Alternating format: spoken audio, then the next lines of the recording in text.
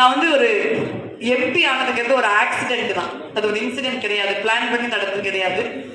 நாடாளுமன்ற உறுப்பினருக்கான ஆதரவை பற்றி எந்த ஐடியாவும் இல்லாமல் இருந்தப்ப எங்கள் தலைவர் தான் அதை முடிவு பண்ணாங்க. ராகுல் காந்தி அவர்கள் இருக்கிற நெட்வொர்க்குக்கு நல்லா வேலை செய்ய முடியும், நீ அதனால எம்பியை கன்சிடர் பண்ணுங்கிறது அவங்களுடைய முடிவு. சரி சொல்றாங்க. நான் என்ன எம்பி ஆனதுக்கு அப்புறம் நம்ம யோசிச்சேன், நான் என்ன செய்ய போலாம்.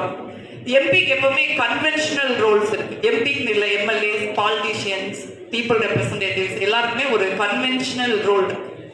நம்ம போவோம், ஏதாவது ஃபங்க்ஷனுக்கு போவோம், ஆக்டிவாக இருப்போம், படம் பிடிச்சி போடுவோம், எம்பி லைன் வரும், அதை நம்ம ப்ராப்பராக அலோகேட் பண்ணுவோம்.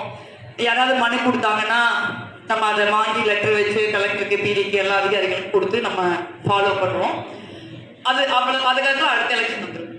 ஸோ இதுதான் வந்து ஜென்ரலாக வந்து எம்பி ரோல். நம்ம ஊரில் வந்து இது ஓவர்லேப் வேற ஆகுது. என்னன்னா நம்ம சாக்கடை கட்டுறது, ரோடு போடுறது, ஸ்ட்ரீட் லைட் போடுறது, இது எல்லாமே வந்து நம்மளுக்கும் எம்பிக்களுக்கும் வருது. ஏன்னா கீழே இருக்கிற இன்ஸ்டிடியூஷன்ஸ்ல தான் இதை பண்ணணும், பட் இருந்தாலும் மேலே வருது.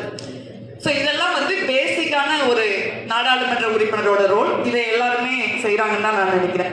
பட் நான் என்ன நினைச்சேன்னா, நான் எம்பி ஆகுறேன்னா அதுக்கு என்ன பர்பஸ் இருக்கு, இது மட்டும் செஞ்சா போதுமா, இல்லை இதை செய்யறதுக்கு கார்பரேஷன்ஸ் இருக்கு, முனிசிபாலிட்டிஸ் இருக்குது, இவ்வளவு பேர் இருக்கிறாங்க, நம்மளும் அதை தான் செய்ய போறோமா அப்படின்னு எனக்கு ஒரு கேள்வி இருக்குது. ஸோ அப்போ என்னுடைய நீண்ட அரசியல் அனுபவத்தில் வச்சு நான் எம்பி ஆகாதுக்கு முன்னையும் உங்களை சில பேர் தெரிஞ்சிருக்கலாம், நான் கல்லூரிகளுக்கு, இளைஞர்கள் மத்தியில், மாணவர்கள் மத்தியில் தொடர்ந்து பேச போயிட்டு தான் இருக்கேன்.